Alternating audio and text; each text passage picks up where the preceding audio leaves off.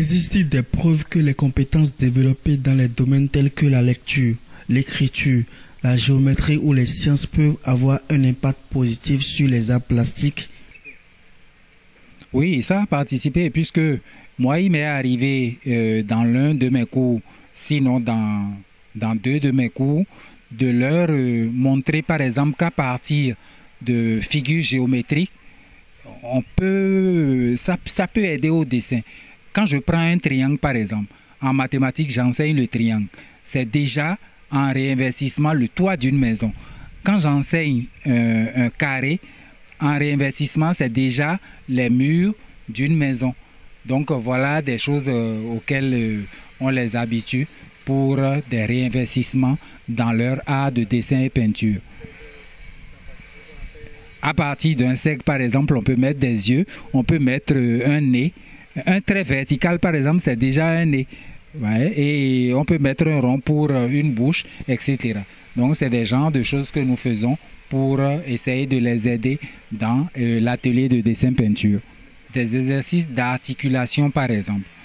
Et certains parmi eux ont des difficultés d'élocution, c'est-à-dire pour parler, c'est compliqué pour eux. Alors, moi je peux choisir par exemple de les exercer sur le son R. Donc je leur dis, faisons comme si nous étions en train de rouler une moto. Alors faites comme moi. On exerce leur langue à bien tourner et progressivement on corrige beaucoup de choses. Il y en a par exemple qui ont des difficultés au niveau du poignet. Et grâce à l'écriture, par exemple, on leur fait écrire plusieurs E de façon à redonner une certaine mobilité au poignet. Voilà de petits exercices que nous faisons pour essayer de les remettre dans le droit chemin. 13 pensionnaires du Centre d'art-thérapie de l'ONG Vie et Solidarité, dont on avait traité de tous les maux dans les rues de Porto-Novo au Bénin, récupérés par cet homme artiste-photographe. On fait le spectacle, après le spectacle, on monte une exposition et après il y a un programme qui suit cette exposition et aujourd'hui on est en train de faire une visite guidée où on a invité une école de la ville de Porto-Novo à venir voir les œuvres qui ont été créées par les pensionnaires du centre d'art-thérapie. Au fait, le centre a été créé depuis 2017 et il y a quelques pensionnaires qui sont là. Ils sont là parce que nous, le centre fonctionne à fonds propres. Il y a des demandes, mais on n'arrive pas à essayer de prendre d'autres pensionnaires. Mais aujourd'hui, il y a beaucoup de demandes. Il y a les parents qui nous appellent parce qu'au début, c'est moi-même qui fais l'identification des gens dans la rue.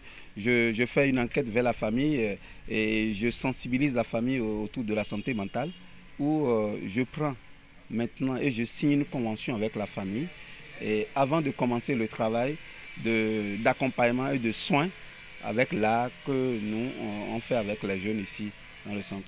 Mais aujourd'hui, il y a vraiment d'amélioration parce qu'il y a des patients au début qui ne parlaient pas, mais maintenant qui ont envie de prendre la parole devant les œuvres. Il y a beaucoup par exemple, de détermination dans la création aujourd'hui et qui crée maintenant la confiance parce que nous, dans notre intention, c'est d'utiliser l'art pour accompagner comme un outil de soin.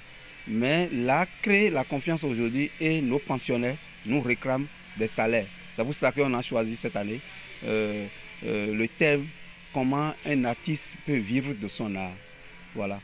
Au travers donc de tous ces soins apportés aux pensionnaires, il en résulte des résultats palpables. Je ne peux être pas jamais.